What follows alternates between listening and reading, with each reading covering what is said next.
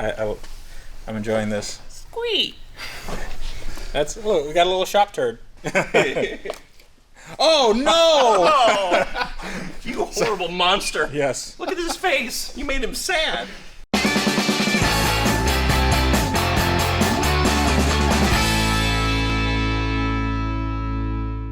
Welcome to the shop. My name is Tavarish. I'm Jared, and this is Wrench Every Day. So today is a very, very, very exciting day because it's new car day. Yeah, it's new car day. Yes. Around here, every day is new car day, it seems, but we're working on it. Okay. We're working on improving every day being new car day. But what do you mean improve? First of all, you can't improve that. New car day is always good because it's like Christmas, except you have a present that needs to be put together and it also has a ton of problems. So without further ado, I should probably show you the new car we have, and it is look at Robert Dunn. It's a Robert Dunn. Hey, it's Aging Wheels. Hello. And you have a present for us, don't you? Yes, it is. It's missing. The front fell off. The front fell off. Yes. Normally the front doesn't fall off, but the front fell off. Okay. So, Robert, I think this might have been in an accident. Yeah, it did poop itself a little bit, but okay. It's got diapers now. So. Right. So this is a 2008 or 9. You should know this, Jared. This is a Lexus IS-F. How many do they make of these? What are you doing? Stop touching this. Trying to expose what we care about. That's decent for camera now. Yes. I mean, like, look at this. It's nervous. It's camera Oh, shy. It really is nervous. I told you I had an accident. Okay. So this is a 2008 or 2009. There's not an easy outside distinguishable way. Wheels and interior are how you tell them apart. But the important part, the engine, is the same for all of them. And thank you guys for all of the leads. Yes. We were able to find what we need. Yes, very quickly, in fact, because this was actually the pride and joy of a person that watched our videos, and he wanted this project to live on. Now, I'm not sure if this car is going to be rebuilt. In fact, I'm very sure it's not going to be rebuilt, but the entire platform, the engine, the drivetrain, the wheels, just like the essence of this car is going to be preserved in a very, very interesting way. So this car doesn't run, does it? It might. It does not currently, no. You have not heard this car run? No. I haven't even seen this car until today. It's covered in snow for like 2 weeks. Okay, so I also have not seen this car run, but I need to defer to Jared because he's actually worked on this because he has one. And is there anything that's preventing this car from running in its current state? So we don't have, obviously, a cooling system, but that doesn't stop you from running a car for a short period. Our main concern is we can look at the transmission cooler lines. They're disconnected, but we can undo that hose and just loop these so any fluid will just pump in a circle. We're not driving it enough that we need to cool the fluid. Check the battery and try to start it because I like the idea of driving off the trailer a lot more than pushing off a trailer. Okay. And moving it into the shop. That would be easier. So the transmission cooler, I mean, if the lines aren't connected, it's possible that the fluid leaked out as well. Correct. So if it ran any appreciable period of time without it, it would potentially not have enough fluid to drive. Unfortunately, this is one of the new smart transmissions, smart fills, that don't have a dipstick, so it's hard to add fluid. But we'll still be able to start the engine and make sure the foundation is good. But okay, so I see that there's a battery here, and the battery is dead, correct? Probably. Okay, so if the battery's dead, I'm going to go inside and get a battery charger, and we're going to see where we are with this. All right. Just hold on. Man, that thing looks really good. All right, now that we're alone, I wanted to share with you guys something that's a little bit personal. You see, I've been trying to improve myself. All right, not any of it. This still needs improvement. I'm talking about my hair. You see, in the last few years, I've realized that my hair has gotten thinner and thinner and thinner with no real end in sight. But over the last few months, that hair loss has slowed considerably because of today's sponsor, and I'm talking about Keeps. Now, 2 out of 3 guys will have some form of male pattern baldness by the time they're 35. You can probably guess which one I am, but it's getting better. Now, it's very important to make sure that you do something about it while you still have some hair left. You don't have to go broke to avoid going bald. Keeps has revolutionized the way men are treated for hair loss. They make it easy and deliver your medication every 3 months so you can avoid pharmacy checkout lines and weird awkward doctor visits. Now, the treatments can take 4 to 6 months or more to see results, so it's important to act fast. Remember, prevention is key. Now, if you're ready to take action and prevent your hair loss, you can go to keeps.com/wrencheveryday to get 50% off your first order. That's KEEPS.com/wrencheveryday. Go check it out in the video description right now. Okay, and we have a battery box. You gotta take the bolt out first. What do we got? I can't see anything. Oh, I'm sorry. Oh, you're being helpful through the frame rail. We're doing our bypass. While we were waiting for you, we had our pocket pliers ready to go. And we'll You carry pliers in your pocket? Do you not? Did you not? That's weird. Everyone should have pliers in their pants. I'm not saying I don't do that, but that's also Anyway, like you're judging us a little bit. So we are just looping the trans lines, and hopefully they have some trans fluid in them. Otherwise, I am destroying a very expensive transmission. You won't destroy it from just driving idling. If we attempt to drive it, it doesn't move. Then obviously, it's got no fluid. Okay, question. That dipstick, does it actually have any oil on it? He wasn't talking to you. Oh. Yeah. It has extra.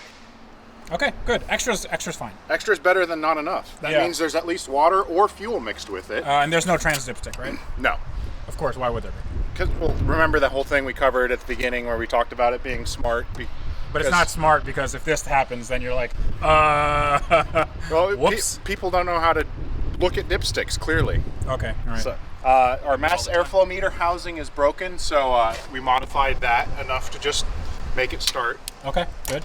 That looks like a good use of that tube. You've got a key. I do, I think, probably. All right. Fancy leather wrapped key.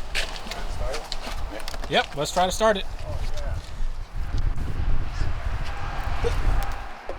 Oh, we're gonna have to blur that a little. A little bit, it's fine. Key is not detected. Give me the key. I don't have the key. You don't have the key? Oh, is the battery dead in the key probably? I think there's a Kia dealership near here. Those are quality puns. No, they're not. Is the battery... So do you need the battery for this? you just need to hold it close to the start button. Is the start button right here? Yeah. Oh, fuel pump. Okay, I will lead you to your gauges. So, Okay. push a button. Well, the brakes hold pressure. Okay. It sounds like this battery box is not providing adequate juicage. Okay. Needs more voltage. Alright, try again. Hey, Made it worse. maybe we should just get a bunch of extension cords and bring the big box out. Yeah, let's bring the big box out. Because it's trying. Yep. So we hooked up the battery charger and it said nope. Yeah, I just said no. It said your car is too sulfonated, the battery is junk. No. So we ripped the battery out of my Supra, Yeah. and now it should work, right? Everything should work as intended? It should fire right up because that battery was fully charged. Mm-hmm. It was trying to start. Mm-hmm. So Okay. you're gonna go start it. Let's see. So we have the weak key battery, so you're going to need to touch the start button again. All right. What's going on? Let's touch the engine switch with the key.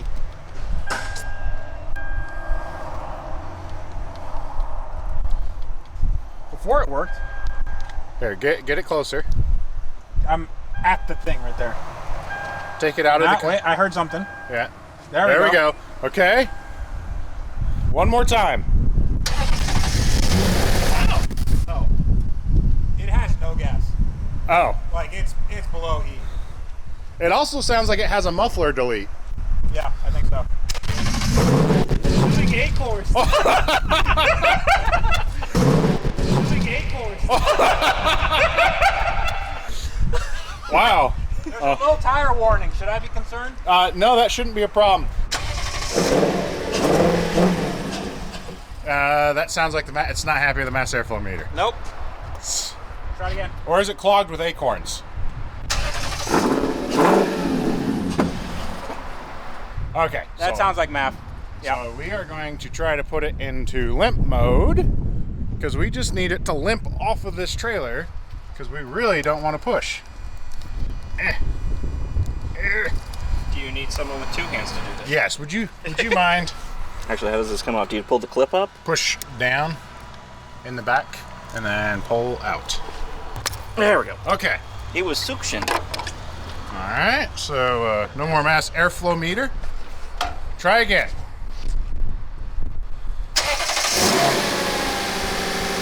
Hey, fail safe.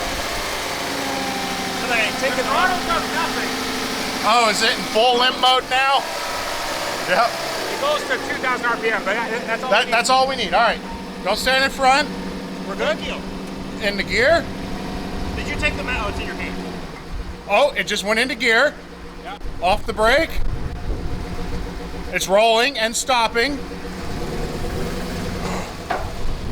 Am I okay? I don't know if you're okay, but you're gonna hit the ramps.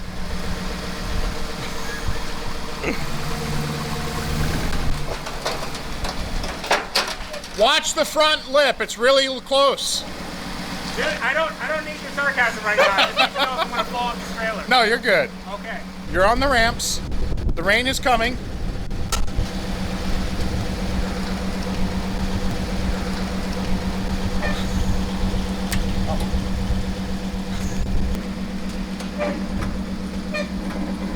You're good. Just let it roll.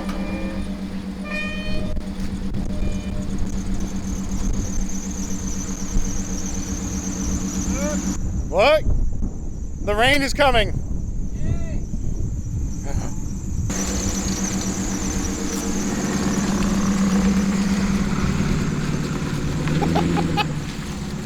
I really like that silver. Yeah. I think I should rebuild it instead of letting him destroy it. No, let him destroy it. It's more fun that way. Yeah, well, you don't get a YouTube channel out of just driving a car around. Some people do. Yeah, you're right. I do too as well. All right, let's grab our chargers out and go inside and look this thing over. Well, okay. It is the next day, and I had to go home because I wasn't feeling very well. So this is a Lexus IS-F, and it is now my Lexus IS-F. And it runs. It is a very good-looking car from this angle, not so much from Yeah, as long as we're on the non-crash part. Yeah. Mine looks better. Side. Maybe the other. Yeah. Maybe the other side. Oh yeah. Ignore here. Just stand by the mirror, Okay. by the mud dauber's nest, and By the. there we go. Now this side looks There's perfect. a wasp nest here. Yes. No, mud dauber. Mud dauber. Mud It's a dauber. type of wasp, I think. Are you sure? Yeah, it's a mud Probably. dauber. Also, if you open this up, Are there more? I think. So, yep. All right, which angle? Right There here. we go. This is Oh, yeah. awkward. from Yep, Missouri. that's traditional. Yeah, definitely. Like just. There we go. Okay, if you eat that, it's 10 points. It's like eating a honeycomb, but stingier and less sweet. Yes. Good. Anyway, we're here to talk about the Lexus IS-F and why it's such a cool car and why we want to use it as the foundation. Yes. So I've been doing some research. I went on Wikipedia yesterday, and I learned a lot about this car. Now, Jared owned this car for a very long time. Not this one. He has one that doesn't look like this. Now, this is a really special car. It has a lot of firsts. This is a 5-liter V8. It has direct injection and port injection. So essentially, this has 16 fuel injectors, and it's like one of those in-betweeners between the direct injected cars of the modern era and the port injected cars of the later era.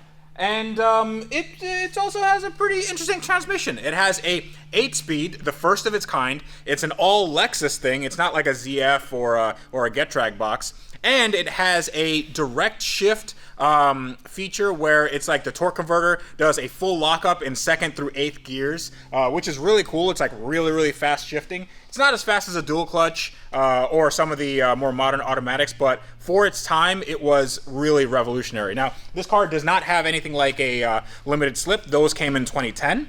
But it does have some interesting suspension, double wishbone in the front, multi-link in the rear, I believe, right? Multi-link in the rear. Has some really, really big brakes. Yeah. These were made in conjunction with Brembo. Lexus and Brembo worked on these brakes. And that's a 19-inch wheel, and you can see how much that rotor fills that out. Yeah, and these rotors I actually used on my Supra with some SRT8 brakes, and they're just huge. And these brakes, they are not known to fade very much. This can stop over and over and over, which is not the case for a BMW M3 of the same vintage. Also not the case that these can run up to 200,000 miles plus. M3s need rod bearings and Vano systems and cooling systems and everything. This is like a reliable 4-door supercar.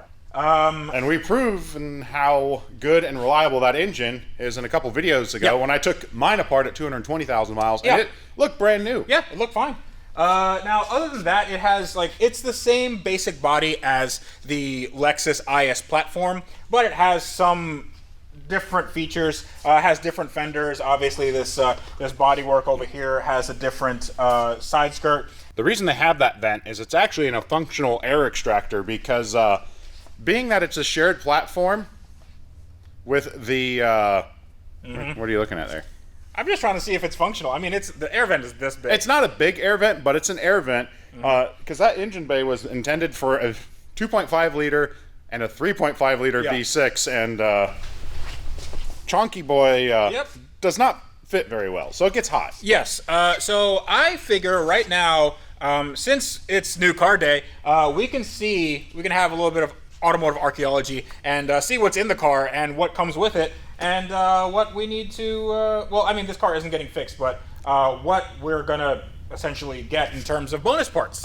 I have another set of IS-F floor mats for my car, right? Oh, are you shopping now? Is that what you're doing? Did he double stack floor mats? Don't double stack floor mats. Oh, dude. There's your cup holders. Dude. Hey, owner's manual. Owner's manual. What Lexus dealer sold it? This is... Oh, it's a pre-owned center from Lexus of Dayton. Okay. Ohio, right? Yes, yes. So, this is all the... Okay, cool. Do you see that first book? On the top side, the big one? Yes. Do you see what that's for? There's a navigation system owner's manual. Do you like how big their navigation owner's manual is? Well, yeah, I mean, it's good nighttime reading. That's, yeah. Ooh, wait, hold on. Hold the phone here. We have a Monroney window sticker. You have the window sticker for her. Look at that. This car, when it was brand new, $61,465.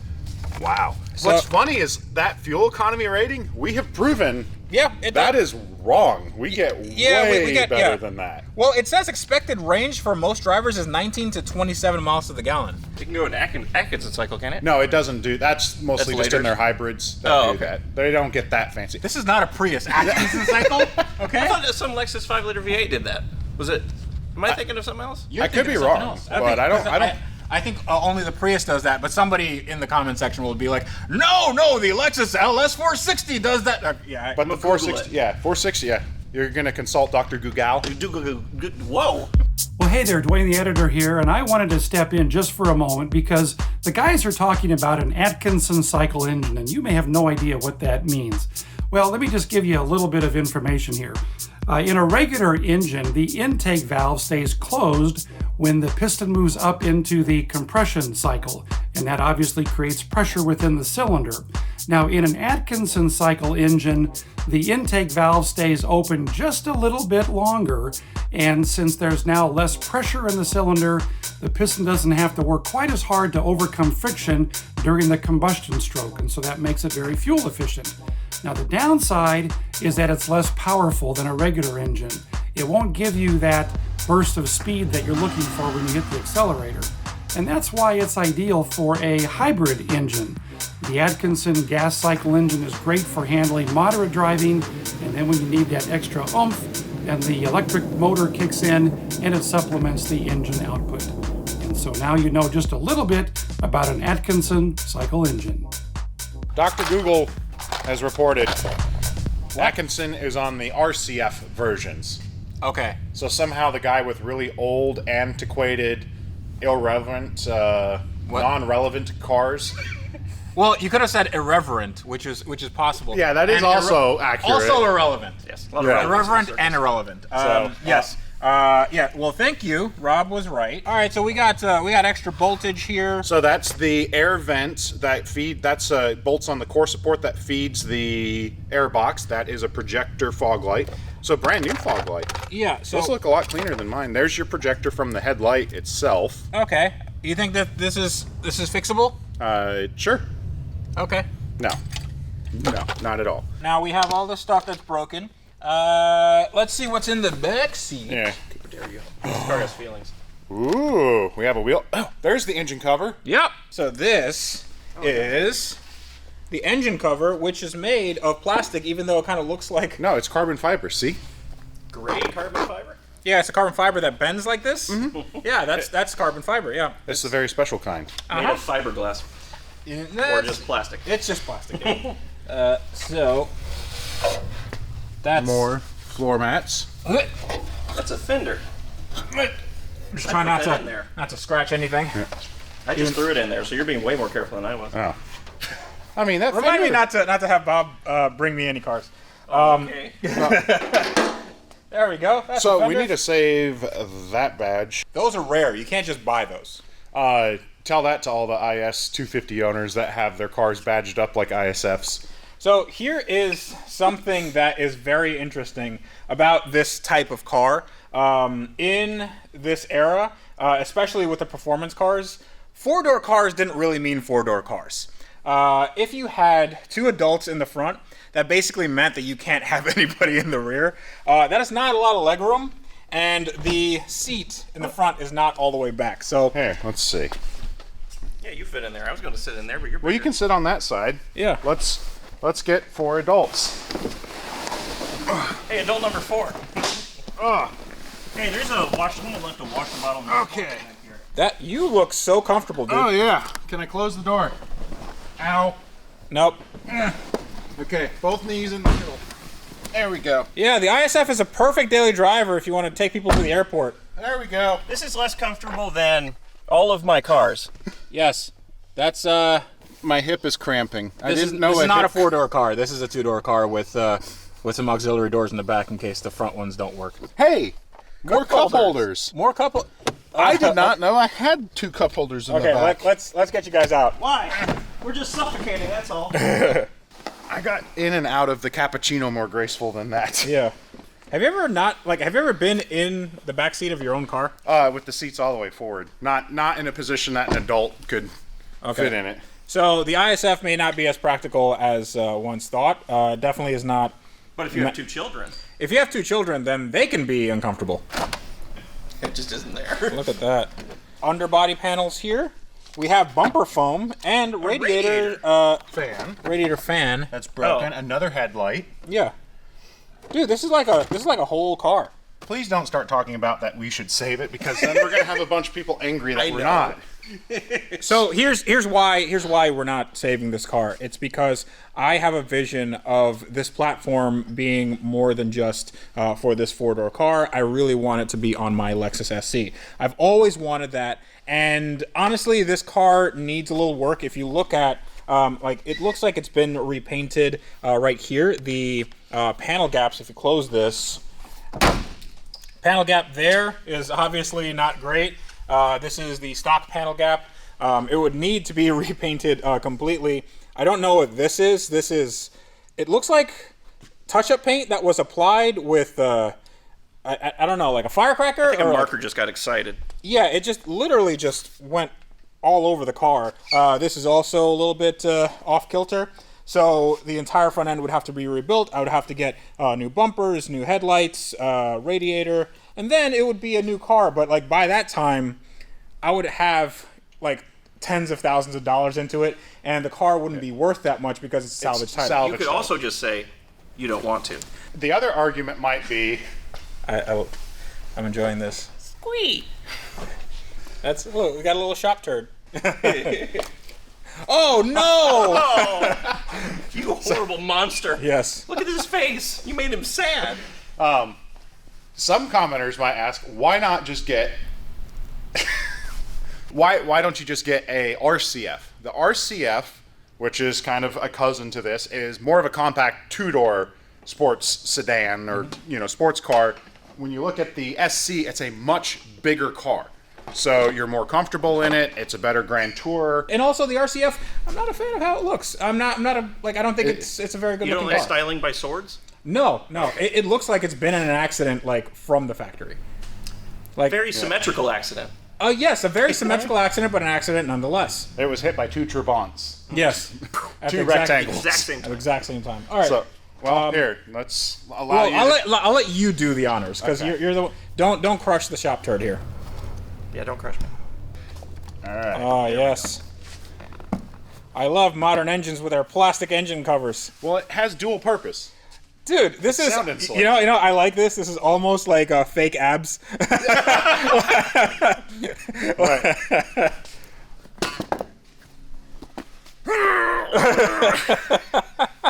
Dude, this is going to look absolutely epic in the SC. I can't wait. So I think in the next episode we're going to start measuring things. We're going to make a list of what we have to take out of here, which is probably everything. The whole electrical system, the whole drivetrain, brakes, maybe front seats. They're quite Oh, comfortable front seats are definitely good. Yeah, front seats That- are definitely going. steering wheel, infotainment. Maybe infotainment. We'll see. Oh, you want to check? Do they get the done seal of approval? This comfortable. Yeah. That's a nice seat. This nice. This real nice. This has good bolstering, good back support. Yeah. Okay, I'm gonna sleep here now. Okay, good. Good night, Robert. So in the next episode, we will definitely start taking this apart and doing our measurements, and then doing our measurements there. And at some point, we're gonna have two very taken apart cars, and then we're gonna mix and match and have to make all this work. It's a good thing there's so much room in this shop. Yeah. There's a lot of no room in the shop, but we'll make it work, and we always do. So, I'm Jared, And I'm Tavarish. and this is Robert Dunn of Aging Wheels, Go subscribe to him. reminding you to always make questionable choices and Always. Wrench every day.